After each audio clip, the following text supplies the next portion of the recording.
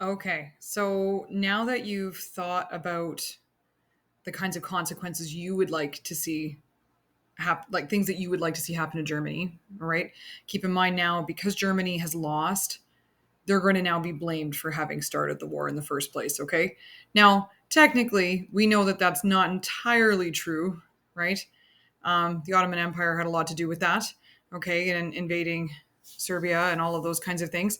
But Germany definitely took the time to invade France and Belgium with the Schlieffen Plan, which we know. So, you know, at the end of the war, now the Ottoman Empire has fallen. There's lots of issues over there, but really the only one to basically be given the blame is Germany. Okay, so let's take a closer look now at the actual Treaty of Versailles, which is which is what the peace negotiations came up with. So all of the Allied forces, once it came time to agree on terms for peace, okay, really wanted to blame Germany, right? They really, that's all they wanted to do. Now, also, any of those old notions of imperialism, nationalism, and militarism needed to be what they would call rectified, okay, to make sure that Germany could not do this again. So all of the Allied forces really are ignoring the fact that, they too took part in all of those things, okay? It was not just Germany.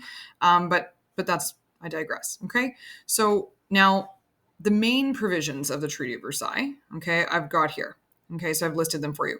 Loss of territory to other countries. Okay. Germany had to give up all her foreign colonies. Okay. So they wanted to make sure that Germany didn't have any control of any imperial control. Britain didn't have to do that, right? France didn't have to do that, but that's okay. The country of Poland was to be reestablished as an independent state. Okay. This is going to be a really important point because when we get to World War II, that's where Hitler invades first. That's who he invades first. Okay, is Poland. Alsace-Lorraine, that's some territories that Germany had won previously in previous wars. They were to be given to France. Okay, so again, this is a loss of territory for Germany. Okay, then they wanted to make sure that, of course, Germany had a limited military. Okay, you can read about that. They didn't want Germany to have any type of militarism going on. They wanted to make sure that they were very, very weak that way. Okay, thinking like, hey, if they don't have a military, they can't start another war. Loss of economic resources. Okay, they had coal mines and things like that they had to give, okay, over to France. Okay, they had to give control of these things over to France for periods of over a decade. Okay, and then they were also given some political punishments as well. Okay, so they tried the Kaiser, okay, of Germany. His charges were supreme offenses against international morality.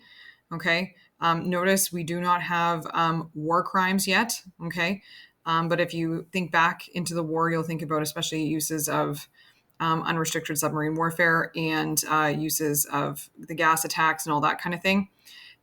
People were pretty upset about that, and they also thought if they took away Germany's leader and they charged him with crimes and all of those things that Germany again wouldn't be strong, right? They also wanted Germany to acknowledge and take sole responsibility for the war and pay back all of the countries that they attacked. These, they called them reparation payments. Okay.